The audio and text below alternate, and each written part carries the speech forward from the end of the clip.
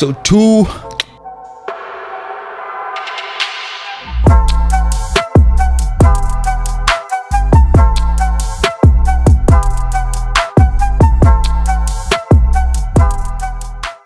What's going on, people? Welcome back to League M for another video. Hope everyone is having a great festive season so far, even though we're only just getting into the festive mood. We're not yet celebrating.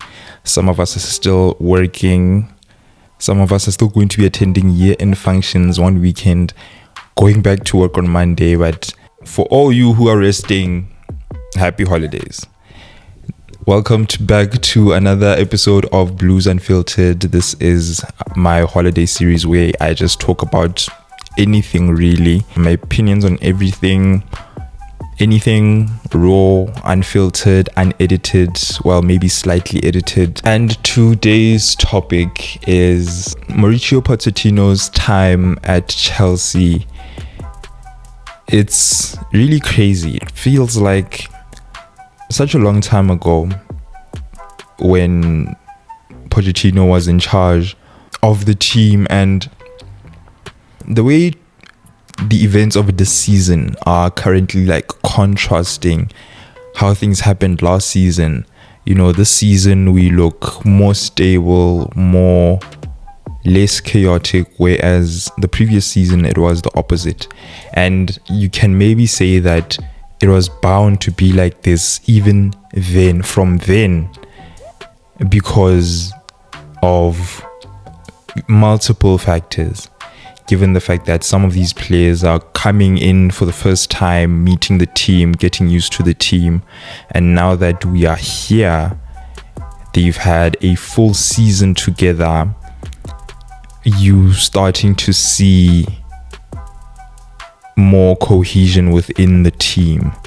I remember being sort of cautiously optimistic about Pochettino's appointment because we knew the work that he's done at Tottenham Hotspur, at Southampton as well, for him to get the Spurs job. That, you know, he's good at working with young players, developing young players, and, you know, getting them to be competitive while being very young. Even though we understood that it might really take some time, I think most of the fan base were keen on giving Pochettino a bit of grace, because we do understand that he didn't just get things kicking from the onset. Even at Spurs, it really took him a while to get them firing like they did, to be competitive the way that they were in his peak years at Spurs. And in pre-season, it really did look promising, guys. It looked so promising. We actually won this Premier League mini-series that we were doing in America, beating teams convincingly. The players were so confident, and it looked like we were going to be competitive come the start of the season. And we played actually some beautiful football as well, beautiful, attractive football. And then injuries to key players happened, and you see Pochettino tweak his tactics a bit to a more physical and press, marking, running orientated team. And you ask yourself, where was this attractive football that we were playing in pre-season? Because the side that was playing in the season looked very different, or played very different from the side that was playing in pre-season. Now, the speculation was that maybe the injury to Christopher Nkunku was looked at as a very key player in how we played in pre-season, and taking him out of the equation was, you're losing a vital piece of the puzzle. So now the puzzle must change. The things must change in order for you to get the best out of this team. I'm not so sure about the approach he took, because it was very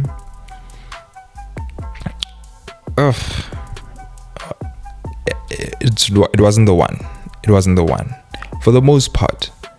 In the first game against Liverpool, we played them, got a draw, and it looked like we'd be okay, because this is, these are the people who are keeping up with Man City. You think, if we manage not to lose against them, then maybe, we're getting to where we want to get. But then we were not seeing consistent results, and things were just bad. Things were so bad. Watching how inconsistent the team was, it was sort of frustrating, because individually all these players are great. Most players.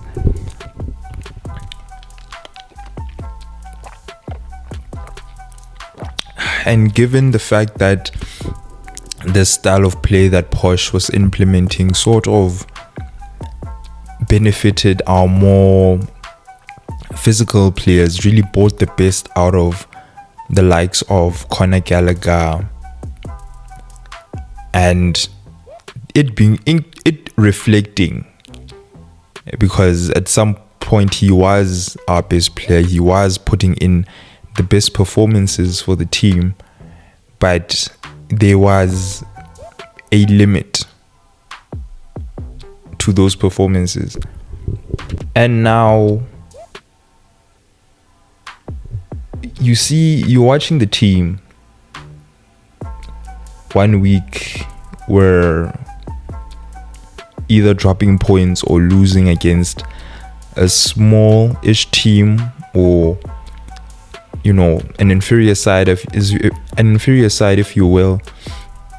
The other week you're seeing us go toe-to-toe with Man City, actually almost win, looked like we're about to beat them. We actually come to the party, and you think, but where was this team playing games that we actually need to win, but then we don't win?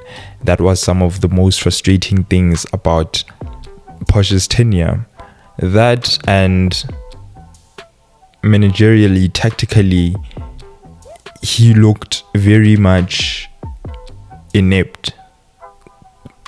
Didn't want to adapt to the opposition, didn't want to, well, he tried to a certain extent, but then it just didn't work out. Changing his tactics, there were no patterns of play, there was no infield coaching decisions that were made, subs being made late. These are some of the things that would cost us a game. The team did have potential. I'm not saying everything here. I'm probably going to remember some points after this video, but off the top of my head, I remember that final month where we went on this winning run that got us to 6th place. We weren't really playing the same football we were playing throughout the season. It was more of what we saw in pre-season, with the likes of Marco Correa inverting into midfield, as we are seeing happen now in this season under Enzo Maresca. But you get a feeling that it was too little too late, given if he had made this tactical tweak a few months earlier. I really think when Kuku came back, there and then he should have just changed it up, because that was the only key difference.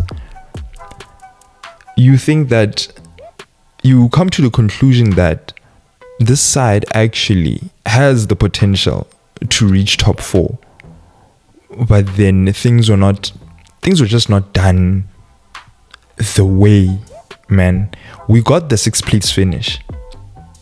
We managed to reach a cup final. We managed to reach a cup semi-final. We could have gotten to the final, but then we just didn't have enough. We didn't do enough to go through. But that Carabao Cup final against Liverpool will forever haunt me, because